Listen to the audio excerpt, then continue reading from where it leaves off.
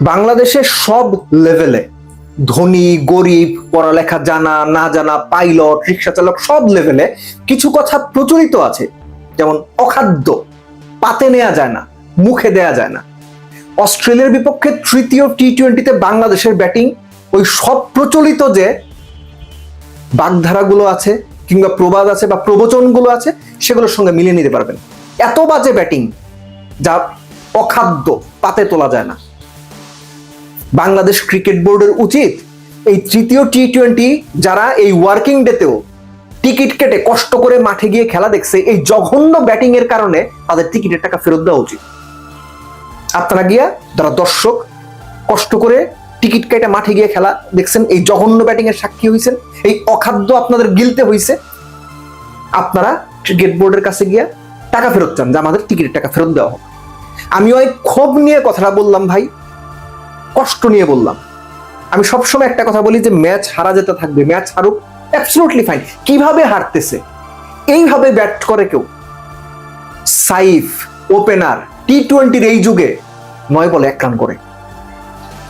পারভেজ ইমন basically তিনি opener, 3 নম্বরে নামছে, 13 বলে 1 রান করে। শামীম পাটোয়ারির কি হয়েছে আমি জানি না, 5 বলে 0 করে গেছে, প্রতিটা ম্যাচ বাদে খেলছে এই সিরিজে।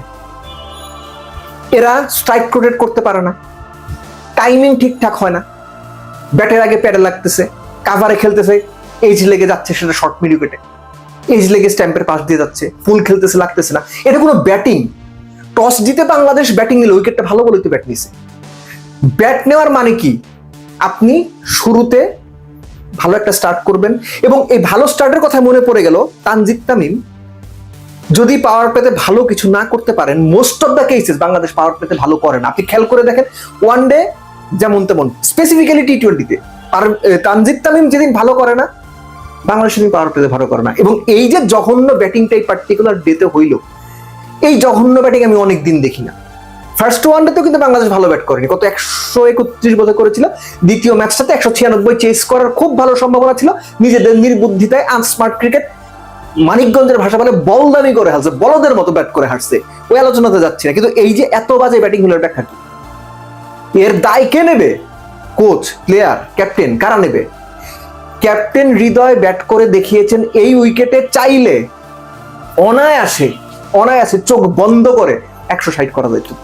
কিন্তু আমাদের টপ অর্ডার, বাংলাদেশের টপ অর্ডার অ্যাকচুয়ালি তারা কি মাইন্ড সেটআপে ব্যাট করলো তারা ছাড়া আর কেউ বোধহয় জানে না।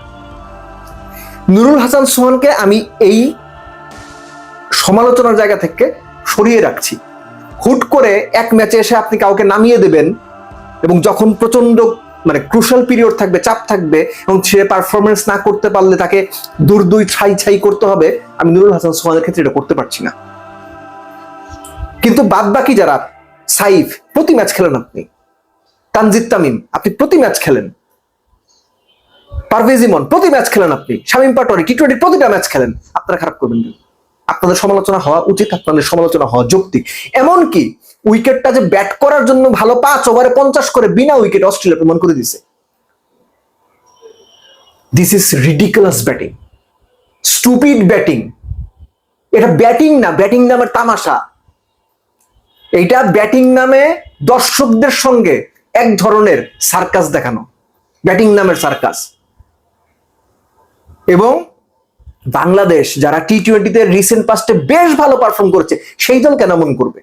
আমি বুঝতাম বাংলাদেশ 10 ম্যাচের 8টা দিয়ে খারাপ খেলে ঠিক ছিল, কিন্তু বাংলাদেশ রিসেন্ট পাস্টে ব্যাটিং ইউনিট ওয়াইজও, বোলিং তো ডেফিনেটলি, ব্যাটিং ইউনিট ওয়াইজও টি-20-তে মোটামুটি ভালোই করেছে।